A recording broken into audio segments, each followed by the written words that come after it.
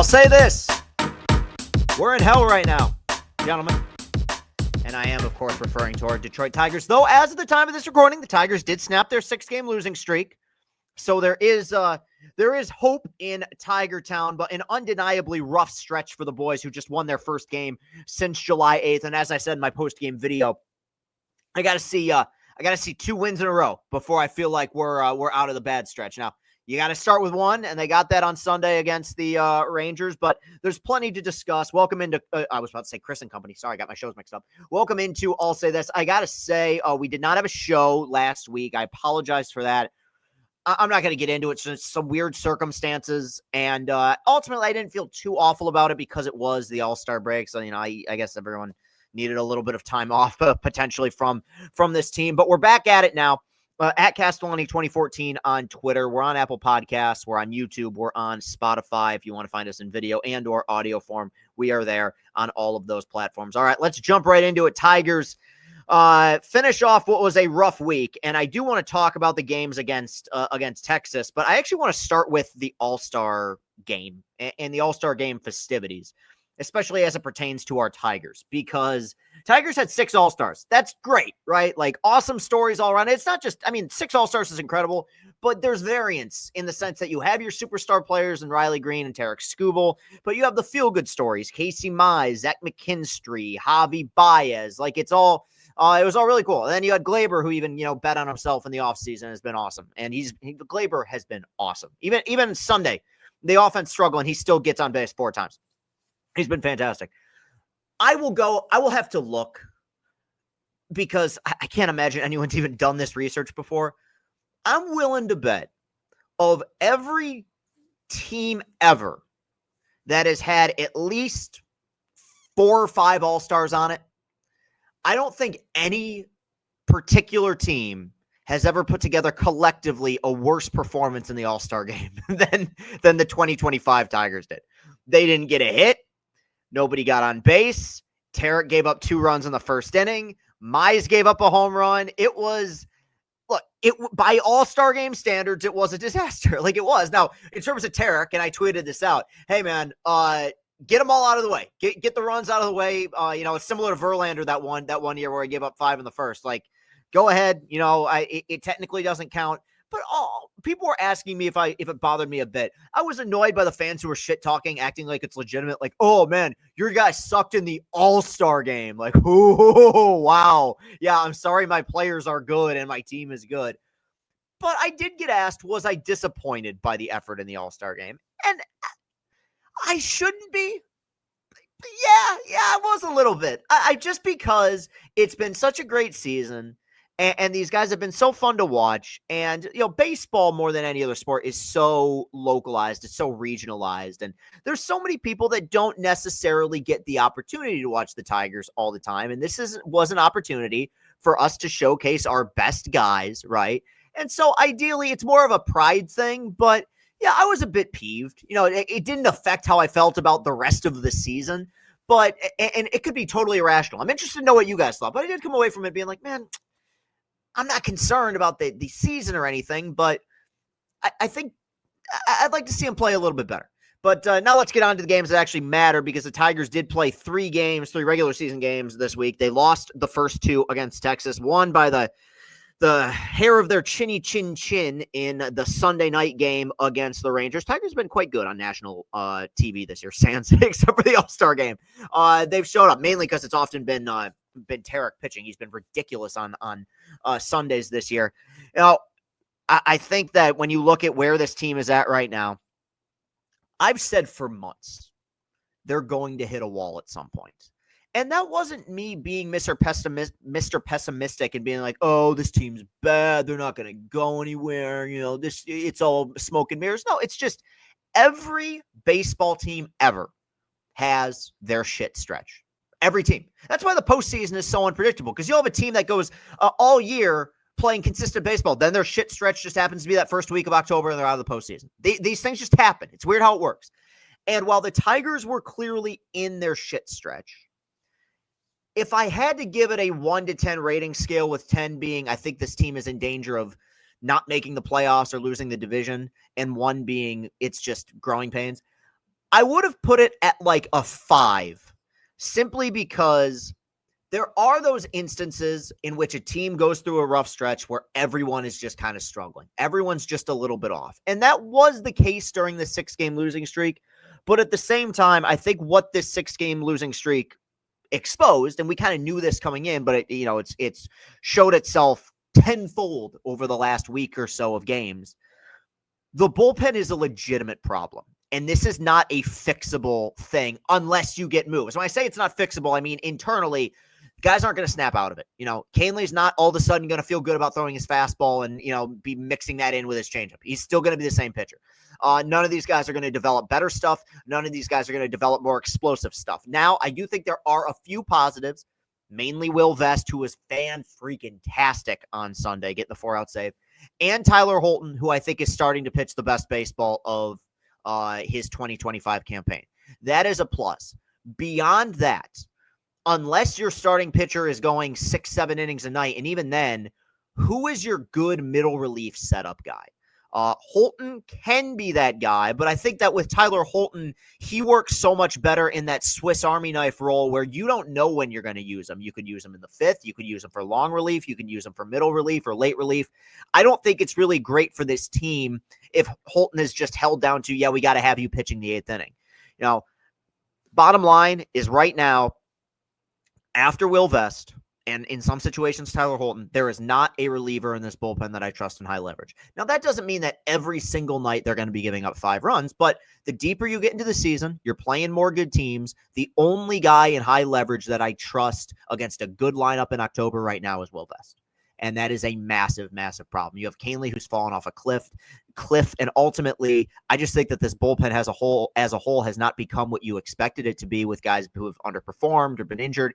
And now you have this weird mystery box in Alex Lang, who's got to be close to coming back. I mean, he's been pitching in Toledo, and you don't know what version of him you're going to get. And we're so deep into this season that, even if he's good, I don't know if the sample size is going to be big enough for you to trust him in October. I know the All-Star break is technically the end of the first half. It's a lot later than the first half. We're 100 games into this season now. We got 2 months left. So, he better get here pretty quickly. Of course, leads me to what people have been asking is, what happens at the deadline. You get at the deadline, no matter how good or bad you are, everything gets thrown around. That's the thing. I don't spend a ton of time talking about this because I find obsessive trade talk to be very annoying. They need relievers. That's my answer. If you come away from this trade deadline with just solid swing and miss bullpen help, I will view it as a successful deadline. Now, I do think, and we'll see how much of this was the shit stretch and how much of this was a reflection of who they are. In recent games, the offense has been concerning me a little bit more than I expected to. We're 100 games in now. We're into the second half, so I'm just going to say it. As great of a story as it was, McKinstry is not going to do this all year. As great of a story as it was, Javi sure as hell isn't going to do this all year. And I looked at some of the lineups that AJ threw out there in this series against Texas, and I saw Trey Sweeney, and I saw Jake Rogers, and I saw Matt Vierling, who, despite the huge hit that he had on Sunday, has been really a non-factor this season prior to last night.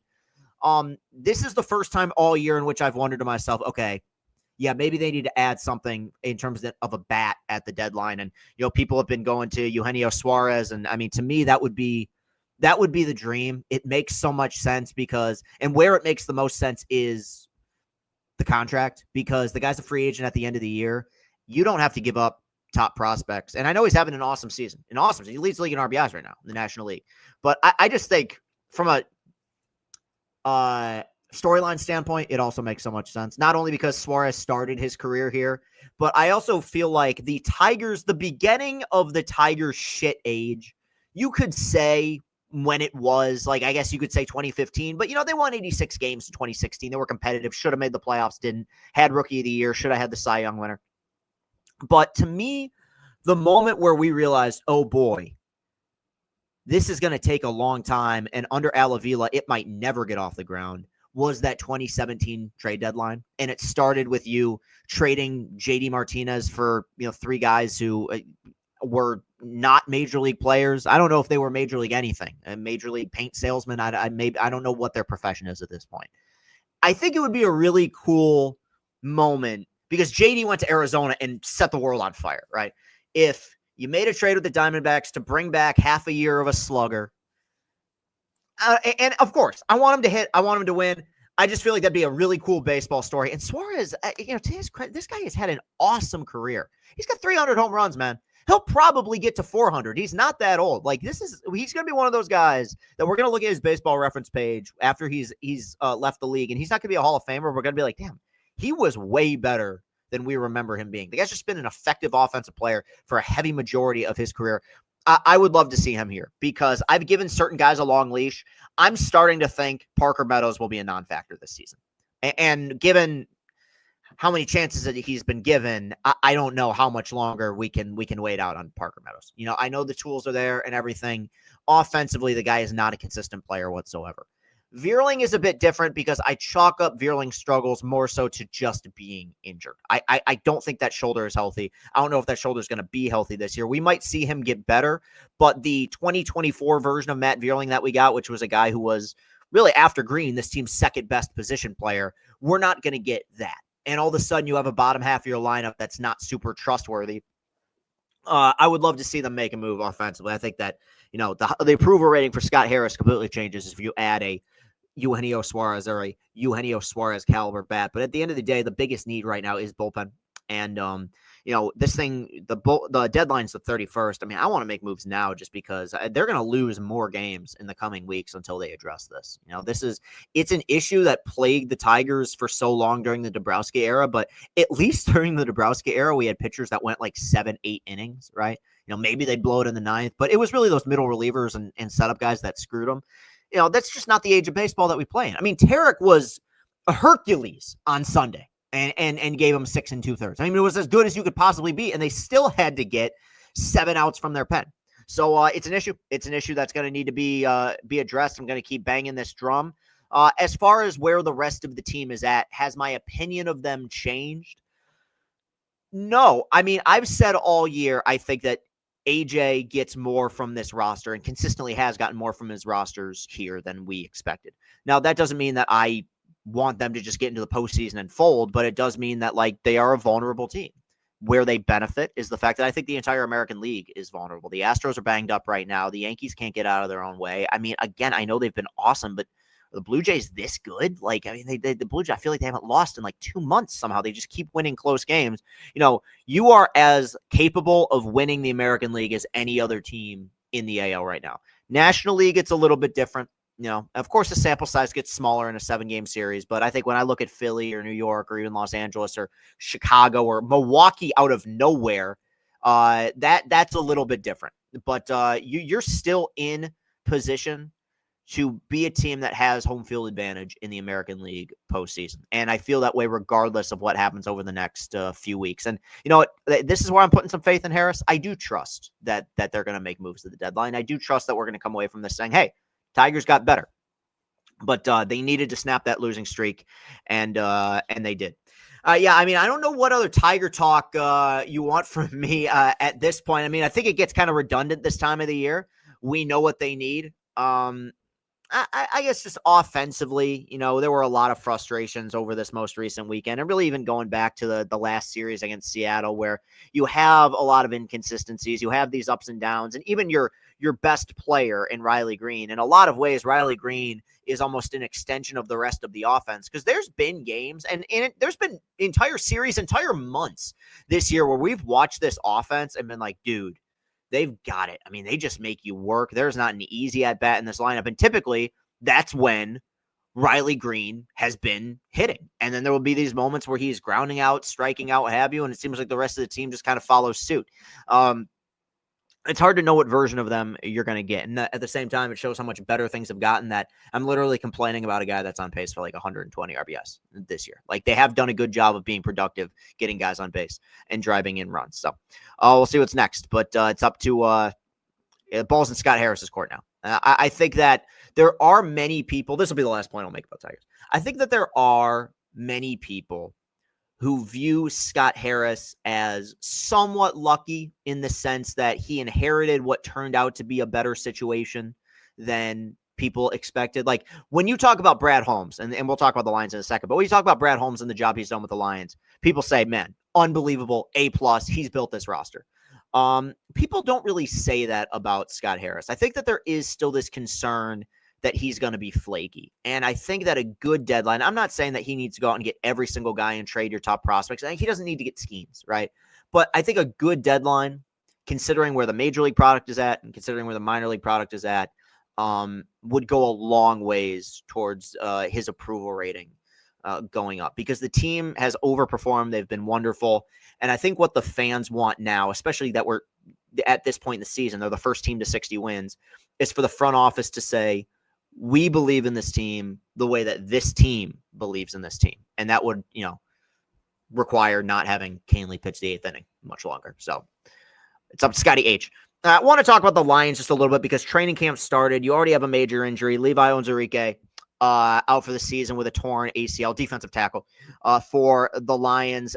Hutch back, Anzalone checking into practice. I don't spend a ton of time talking about training camp. I mean, I know that I'm the guy that talks about spring training. I'm not saying that you're wrong, but preseason football stuff, they do have a game, I think, on July 31st. We'll cross that bridge when we get to it. I guess I'm feeling a weird sense of dread towards the Lions this year that I feel like is an unfair feeling considering where the organization's been over the last several seasons. I've been on record saying I thought last year, even with the injuries, felt like their best shot. Just because of where they were at, but even more so where the rest of the NFC was at. I felt like there were certain teams outside of the Eagles that were probably 1 or 2 years away from really competing that ended up having really good seasons. Like the Commanders aren't going anywhere. The Vikings aren't going anywhere. I think the Bears are going to get better. Packers, it's going to be a tough grind. And I've come into this season and I've said for a while, I think 10-7 for the Lions, which makes them a playoff team. And that could make them a dangerous playoff team. But, it's just a vibe I'm picking up on. But it feels like something is a bit off with Detroit Lions football right now. And maybe it's the change in coordinators, and that might be a huge reason for it. But even though this is still the Dan Campbell, Brad Holmes era, there was something about the end of last season. And I'm sorry, and I could be full of shit here. Maybe there's something about the end of last year that felt like the conclusion of something. And I think it was in the sense that it was the last go around with that staff. Aaron Glenn, now an NFL head coach, Ben Johnson, now an NFL head coach. And that's not to say that the guys they got to replace them are going to do a bad job, and it's not to criticize Campbell. He hit home runs with the last 2 coordinator hires, right? Before that, not so much. I mean, Anthony Lynn was their OC for a little bit. He was a disaster, right? And then Ben Johnson came in and set the world on fire. We don't really know what we have with this coaching staff. And still, it's crazy to say this almost a year removed. They're still a banged up team. And even if you don't want to say they're banged up, you have a lot of guys coming off of injury. And this is football. It's a violent game. Some guys come back from injury and they're never as good. And maybe that's just part of it is I feel like the core, it's not going to get healthier and it's not going to get younger. But I also think I'm being overly pessimistic in the sense that this is a team that at many points, maybe not in the postseason, but at many points over the last few seasons, every time I expect a Detroit Lions-esque skid, they bounce back with a legit victory. And it's not just, hey, we beat the Falcons at home. It's going on the road and winning in Lambeau. It's the comeback against Houston last year where Goff threw 5 picks. I mean, they have the ability to grind out wins, and I expect them to do that again this year. But I also, and I said this from day one, I think the schedule is freaking brutal. I think they have 8 or 9 losable games. And of course, in the NFL, any given Sunday, anything can happen. But there were a few gimmies a year ago. There's not many gimmies, especially in this road schedule this year. And you're a team that's coming off of a 15-win season. And I do think they're prepped for it. And Campbell even talked about this. I think it was after they beat the Bucs in the divisional round a few years ago, which is, look, everyone's cheering us now, and we're America's team right now. In a few years, just wait for it. We're going to be the team everyone's booing. And while I don't know if I share that sentiment, they're definitely the team that everyone's gunning for now. I'll have to see what happens. And so much of it is going to be dependent on the version of Jared Goff you get. And I think to extend beyond that, I think so much of it is dependent on what version of this offensive play calling you get. This was a machine that was firing on all cylinders the last few years with an offensive coordinator and a group of weapons that he knew was just dangerous. It's hard to screw up because they do still have a lot of those weapons. Starting to have a few concerns about the offensive line. I think that's becoming an issue, and that has not been an issue over the last several years. So maybe that's more my mindset, it's not that things are bad or they're going to take some massive step back or the window is closed. It's more so I felt like they came into last season with a complete team. Right now, there's question marks. And those questions can be answered, and we could be looking back at this in October, November saying, God, what a fool I was for being a bit concerned. But the fact that on the first day of training camp, you're already talking about a pretty important player suffering a torn ACL, I don't think I'm out of line for being just a little bit concerned. All right. Shorter show today, but that's fine. We will be back with a Chris and Company this week. You can follow me on Twitter at Castellani2014. You can find us on Apple Podcasts, on Spotify in audio form. You can find us on YouTube in a visual form if you want to watch as well. Shout out Austin Sisler, who continues to do a wonderful job behind the glass, making me look better than I have any right to. You know, I've been talking to him, and I know I reiterate this stuff on every show, man, but lately especially, I can't tell you how much the audience that we have in Detroit and in Michigan matters to me, because it's an audience that the support's there and the kindness is there and the want for us to succeed is there. Because I'm going to be honest, I think that I've probably been in some places before where I've surrounded myself around fans that maybe didn't want things to go well. And you go to some dark places, and we're not in those places anymore. You know, we feel a lot of love, and we're proud of what we're doing, and we're going to just continue to try to be the best that we can. And hopefully it ends up working out. So I appreciate y'all. I really do. I will talk to you guys real soon. Go Tigers. Have a great rest of your day. Peace and happiness.